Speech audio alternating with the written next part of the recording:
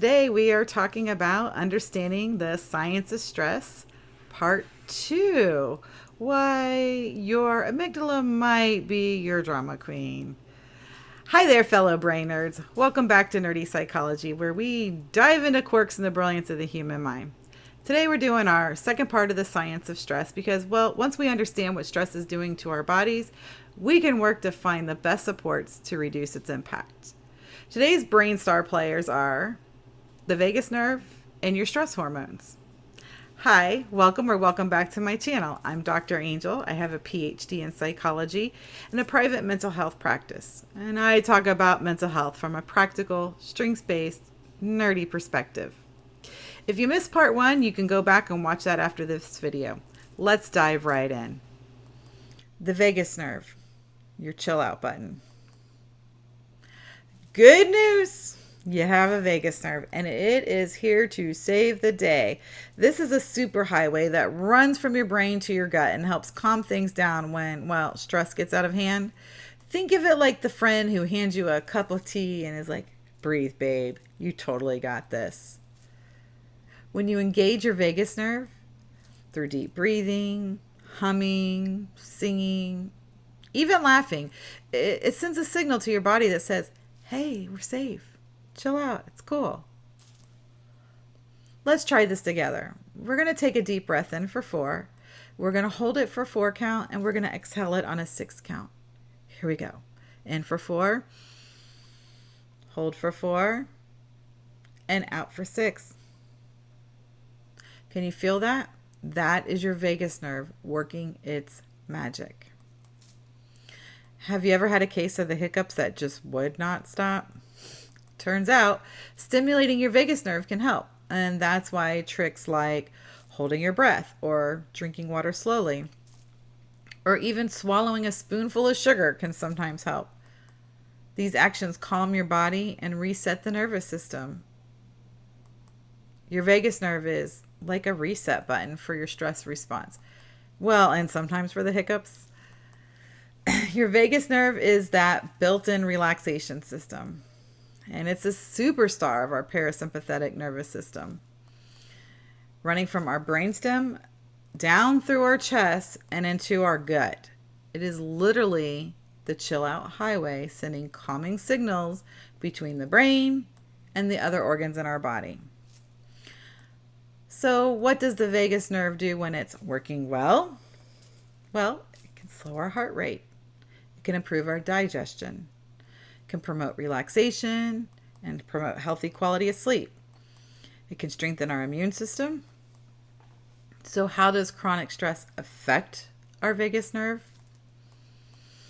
Well, when stress becomes constant, the vagus nerve, it just can't do its job effectively. This can lead to all kinds of physical symptoms, things like digestive issues, chronic stress, interrupts our gut-brain communication, which can cause things like nausea, constipation, diarrhea, or even bloating. It can weaken our immune system. You might notice that you catch colds more often, or maybe it takes you a little longer to recover from illness than it did before. It can increase the inflammation in our body. Chronic stress and poor vagus nerve function can lead to conditions like irritable bowel syndrome or other inflammatory diseases or responses. It can definitely trigger things like autoimmune responses in our body. It can give us tightness in our chest. It might make us feel like I can't take a deep breath, or like you have that knot right in the pit of your stomach. What does chronic stress feel like? Well, when the vagus nerve is overwhelmed, you might feel perpetually drained or like you're just in this fog. You might also struggle with headaches, muscle tension, and sleep disturbances. So good news, you can help your vagus nerve. There's some great simple practices that you can do. Things like deep breathing exercises, singing, humming, mindfulness, yoga, or even cold showers that can stimulate your vagus nerve and help you move out of that constant stress response. The endocrine system. Hormones gone wild, and hormones are not just for teenagers. So now we're going to talk about hormones. When your amygdala hits the panic button, Your endocrine system releases, well, stress hormones, things like cortisol, adrenaline, epinephrine, and these are your body's emergency responders. They give you this burst of energy that you can handle the crisis or the stressor or the danger that's in front of you. Imagine you're walking through the woods and you see a bear. Adrenaline floods your system and your heart races and your muscles get tense and you're ready to either, well, climb that tree or run like the wind to get away from that bear, which is great for actual emergencies. However, these systems work when there's not just a bear. So what happens when the bear is just your email inbox overflowing or a weird family awkward dinner you have to go to? Chronic stress keeps those hormones pumping, which can mess with your sleep, your immune system, and your memory. Picture this. You're running late to catch a flight and the TSA line is miles long, or feels that way, right? Your stress hormones kick in and they give you this energy boost so that you can hustle through security. Your adrenaline sharpens your focus and cortisol helps your body mobilize resources like sugar for energy. And then you get on your flight and your flight takes off and you're seated in your seat, but your body, it is still buzzing with stress hormones, leaving you jittery, exhausted. Stress hormones are great for short bursts, but when they linger, they take a toll on your body. The endocrine system is our hormonal first responders of our brain. The endocrine system is that network of glands throughout our body that produce and, well, release hormones. And these hormones regulate everything from metabolism to growth, sleep, and, well, of course, stress. Think of it like a body's messaging system, sending chemical signals to keep things, well, trying to keep things running smoothly. The key players in stress response are the hypothalamus, which is the master controller. It's located in the brain and it is the first to react to stress. So when it senses danger, it tells the pituitary gland, which we'll call those to kick in those reinforcers there. So the hypothalamus, it doesn't care if the stress is real or if it's imagined, whether it's a bear chasing you or a fight with your husband or wife or kids, the response in our brain and our hormones is going to be exactly the same.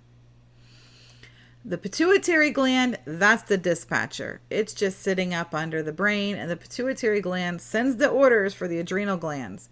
So think of it like the person yelling, "Activate the stress squad." That's what our pituitary gland is doing. So then the adrenal glands get the message, and that's the stress hormone factory. That's where these hormones are made and kept. And it's perched on top of your kidneys. And these little glands produce, well, key stress hormones. Cortisol. That is the main stress hormone that provides energy and helps the body deal with, well, prolonged stress. Adrenaline is epinephrine, and it gives you that quick surge of energy, like when your heart starts pounding and you're ready to act. And then we have norepinephrine, which works with adrenaline to heighten alertness and focus. So what happens during stress? When stress strikes, the hypothalamus sends messages through the hypothalamus, pituitary, adrenal axis, or the HPA axis system to release hormones. And then here's how this cascade unfolds. Cortisol, this hormone keeps you fueled for action by increasing your blood sugar for energy and suppressing non-essential functions in your body, things like digestion and reproduction.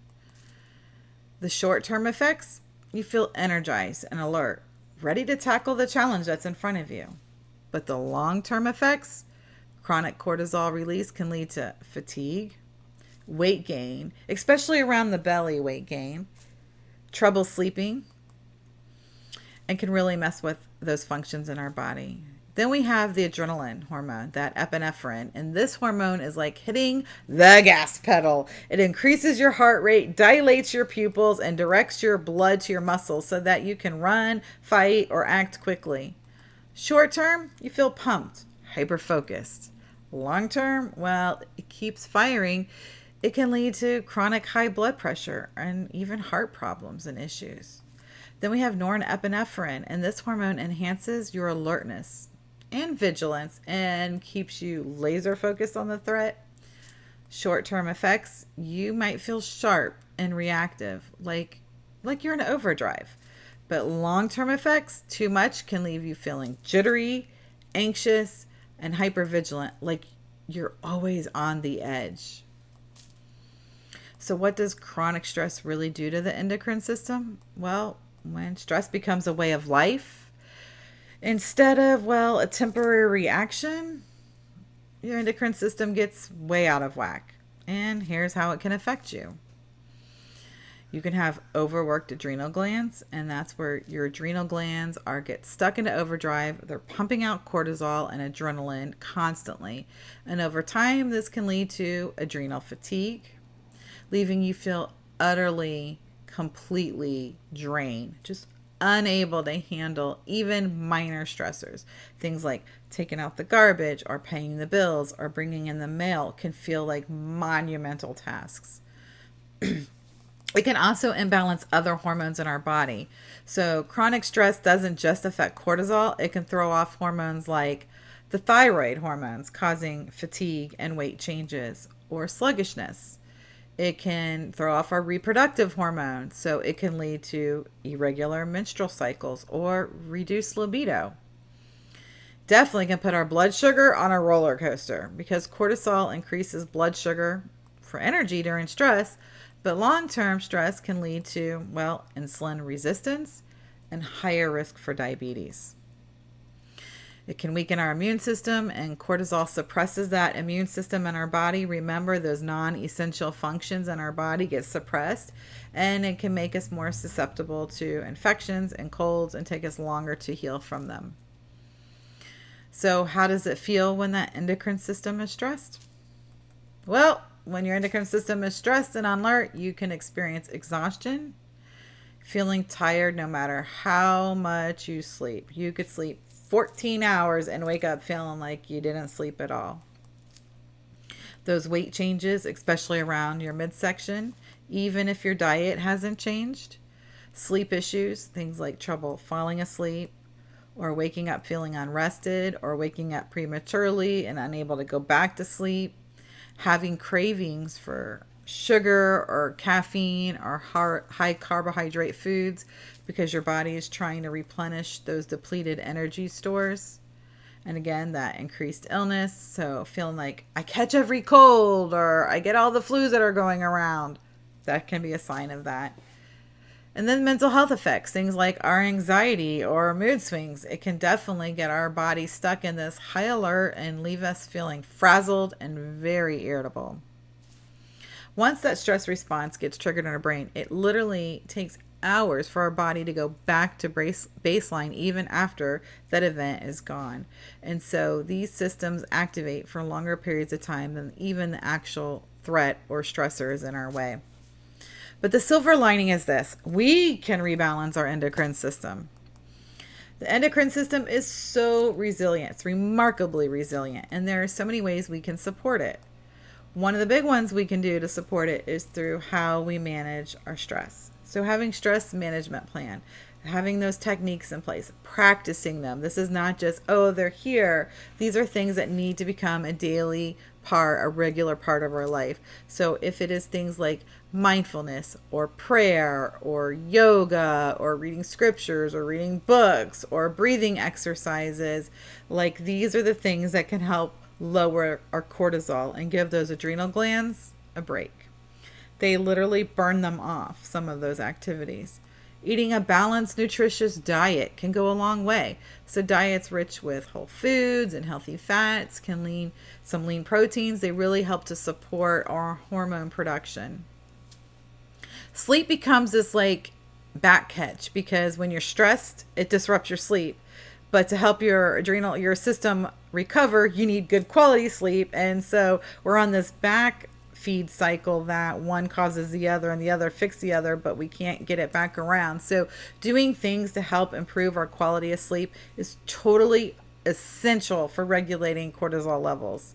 And so things like finding those practices of brown noise, having good sleep hygiene activities, having the brain dump journal where we're taking all those thoughts out of our brain and putting it on paper so we can close it before bed, will help improve that sleep. And the more we're improving that sleep, the more we're helping those hormone systems to recover.